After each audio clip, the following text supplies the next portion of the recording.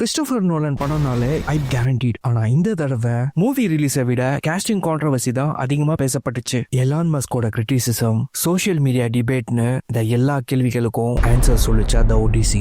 வாங்க பார்க்கலாம். இதுவும் உங்க வீட்டாக்கிஸ். Let's get into the video. இந்த படத்தோட ஸ்டோரி பிளாட். த ஆடிசியை நாம புரிஞ்சுக்கணும்னா ஃபர்ஸ்ட் நாம ஈலியட் ப்ரீ சீக்வல் கதையை பத்தி தெரிஞ்சுக்கணும். இது எல்லாத்துக்கும் காரணம் எலன் ஆஃப் ட்ராய். கிரேக்க மன்னன் மெனலோஸோட மனைவியான ஹெலனை ட்ராயோட இளவரசன் பாரிஸ் கூட்டிட்டு போயிடுறான். அதனால கோபமான கிரேக்க அரசர்கள் சேர்ந்து 10 வருஷம் ட்ராஜன் வாரம் நடத்தி ஜெயிக்கிறாங்க. அதுல முக்கியமான வீரர் ஒடிசியஸ். இந்த ஆடிசி கதை ட்ராய் போருக்கு பிறகு, அதாவது ட்ராஜன் வார் முடிஞ்ச பிறகு ஆரம்பமாகுது. இத்தாகா நாட்டோட அரசன் ஆடிசஸ் தன்னோட மனைவி பெனோலபி மற்றும் அவரோட மகன் டெலிமாக்கஸ் கிட்ட திரும்பி போகும்போது ஆடிசஸ்க்கு அப்ப தெரியாது அந்த பயணம் அவ்வளவு சுலபமா இருக்க போறது இல்லைன்னு. தன்னோட அகந்தையால கடவுள்களோட கோபத்துக்கு ஆளாகிறாரு ஆடிசஸ். வீடு திரும்புற அந்த பயணத்துல சைக்ளோப்ஸ், சைரன்ஸ், சிர்சின்னு ஒவ்வொரு இடத்துலயும் புதிய சோதனைகள் ஆடிசியஸ்க்கு காத்துட்டு இருக்கு. ஆனா இதையெல்லாம் விட அவர் அதிகமா துன்புறுத்துறது ட்ராய் போர்ல நடந்த நினைவுகளும் அவரோட வீட்டுக்கு திரும்புற பயணத்தை 10 வருஷங்கள் வரை தள்ளி போடுது. இன்னொரு பக்கம் இத்தாக்கால இருக்கிற ராணி பெனோலபி தனியா ஒரு போராட்டத்தையே நடத்திட்டு இருக்காங்க.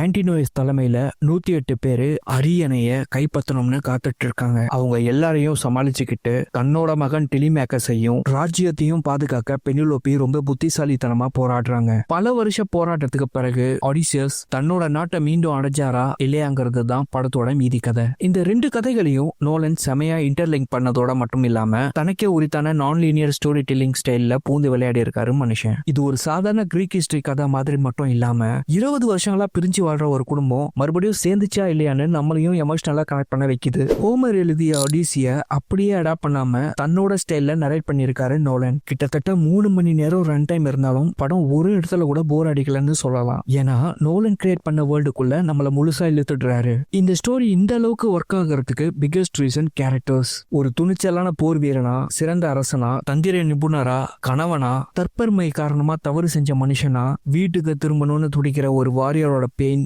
கில்ட், டெட்டர்மினேஷன் எல்லா உணர்வுகளையும் மேட் டேமன் ரொம்ப இயல்பா வெளிப்படுத்தியிருக்காரு. இது அவரோட கெரியர்லயே பெஸ்ட் பெர்ஃபார்மன்ஸ்கள்ல ஒன்னா இருக்கும்னு நிச்சயம் சொல்லலாம். பெனோலோபியா ஆனி ஹாத்வே ரொம்ப அமைதியான உணர்வு பூர்வமான நடிப்பை கொடுத்திருக்காங்க. தன்னோட கணவருக்காக பல ஆண்டுகளா காத்திருக்கும் மனைவியோட வேதனைய மிக அழகா வெளிப்படுத்தியிருக்காங்க. காத்திருப்பதோட வலி, குடும்பத்தை காப்பாற்ற வேண்டிய பொறுப்பு, இன்னும் கணவர் திரும்பி வருவார்னு நம்புற ஓப், இதையெல்லாம் ரொம்ப அழகா பெர்ஃபார்ம் பண்ணிருக்காங்க. டாம் ஹாலண்ட் டெலிமாக்கஸா பொறுப்பை ஏற்க தயாரா இருக்கும் இளைஞனா மெச்சூர்டான நடிப்பை வெளிப்படுத்தியிருக்காரு. பல வருஷமா ஸ்பைடர்மேனா பார்த்த ஆக்டரை ஒரு கம்ப்ளீட் டிஃப்ரெண்ட் கேரக்டர்ல பார்க்க முடியுது. தன்னோட அப்பாவை பார்த்தே வளராத ஒரு பையனோட எமோஷனல் சைட ரொம்ப நேச்சுரலா பெர்ஃபார்ம் பண்ணியிருக்காரு. குறிப்பா டெலிமாக்கஸ் தன்னோட அப்பா ஒடிசி பத்தி மெனலஸ் பேசுறத கேட்டு கண் கலங்குற சீன், அந்த மொமெண்ட் ரொம்ப எமோஷனலா ஒர்க் ஆகுது. டெனட்க்கு அப்புறம் மறுபடியும் நோலன் கூட சேர்ந்திருக்கிற ராபர்ட் பேட்டின்சன் பெனோலபி ஆன்டினியஸ் வெறுக்கிற அளவுக்கு மட்டும் இல்லாம நாமளும் அந்த கேரக்டரை வெறுக்கிற அளவுக்கு நடிச்சிருக்காரு. ஜெண்டாயோக்கு ஸ்கிரீன் டைம் கொஞ்சம் தானாலும் அவங்க வந்த ஒவ்வொரு சீனும் ஆடியன்ஸோட கவனத்தை முழுசா இருக்கிறாங்க.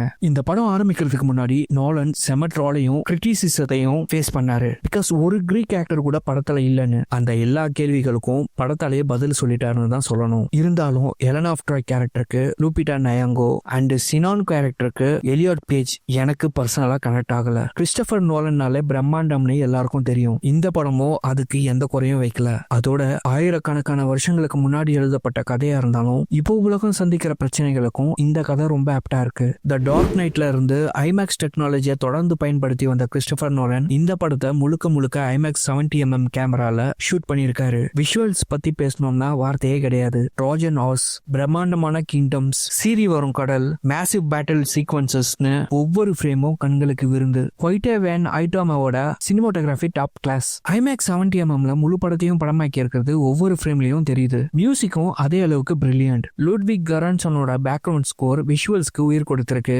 விக்டரியா இருந்தாலும் சரி, சஸ்பென்ஸா இருந்தாலும் சரி, ஒவ்வொரு சீனையும் நெக்ஸ்ட் லெவல் எலிவேட் ஆக்குது. Storytelling, visual craft, production design, costume design எல்லா டெக்னாலஜி அம்சங்களும் வேர்ல்டு கிளாஸ் ஸ்டாண்டர்ட்ல இருக்கு. இந்த படத்தோட பாசிட்டிவ்ஸ்: மேட் டேமனோட ஸ்டன்னிங் பெர்ஃபார்மன்ஸ், கிறிஸ்டோபர் நோலனோட grand direction and non linear screenplay, ஐமேக்ஸ்ல மிரட்டுற ஃபேண்டசி உலகத்தோட பிரம்மாண்ட காட்சி அமைப்பு, பேக்ரவுண்ட் ஸ்கோர், உணர்வு பூர்வமான கிளைமேக்ஸ், இது எல்லாமே இந்த படத்தோட பாசிட்டிவ்ஸ்.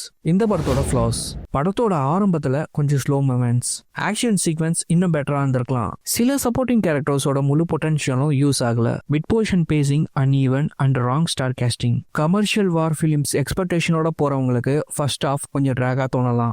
கிரீக் ஹிஸ்டரி தெரியாதவங்களுக்கு சில விஷயங்கள் அண்டர்ஸ்டாண்ட் பண்ண கொஞ்சம் டைம் எடுக்கலாம். மித்தாலஜி தெரியாத ஆடியன்ஸ்க்கு எமோஷனல் இம்பாக்ட் சில இடங்கள்ல குறையலாம். இந்த ஆடிசியோட முழு கிரீக் ஹிஸ்டரி வேணும்னா கீழே கமெண்ட்ல கிரீக் ஹிஸ்டரின்னு டைப் பண்ணுங்க. அதிகமான கமெண்ட்ஸ் வந்தா அடுத்த வீடியோல நான் அப்லோட் பண்றேன். இந்த படத்தோட ஃபைனல் வேர்டு, கிறிஸ்டோபர் நோலன் ரசிகர்களுக்கு இது ஒரு ஃபீஸ்ட். சினிமா லவ்வர்ஸ்க்கு இது ஒரு மஸ்ட் வாட்ச் பிலிம். ஐமேக்ஸ் ஸ்கிரீன்ல கண்டிப்பா எக்ஸ்பீரியன்ஸ் பண்ண வேண்டிய படம். நோலன் அடுத்ததா என்ன மாதிரியான பிரம்மாண்டமான கதையை சொல்ல போறாருன்னு எதிர்பார்ப்பை இன்னும் அதிகப்படுத்தி இருக்கு இந்த படம். இந்த படத்தோட ரேட்டிங் 4.5 அவுட் ஆஃப் 5. நீங்க இந்த ஆடிசி படம் பார்த்தாச்சா? கிறிஸ்டோபர் நோலனோட பெஸ்ட் மூவி இதான் நினைக்கிறீங்களா? இல்ல இன்டர்ஸ்டெல்லர், இன்செப்ஷன், ஆப்பன்ஹைமர் படங்கள் தான் இன்னும் உங்களோட ஃபேவரட்டா? உங்க கருத்துக்களை கமெண்ட்ல சொல்லுங்க. இந்த ரிவ்யூ உங்களுக்கு பிடிச்சிருந்தா லைக் பண்ணுங்க, ஷேர் பண்ணுங்க. இப்படிப்பட்ட சினிமா ரிவ்யூஸ், ஹிடன் டீடைல்ஸ் எல்லாத்துக்கும் தி வி டாக்கீஸ் சேனலை சப்ஸ்கிரைப் பண்ண மறக்காதீங்க. அடுத்த வீடியோல உங்களை சந்திக்கிறேன். Until then, bye. This is V signing off.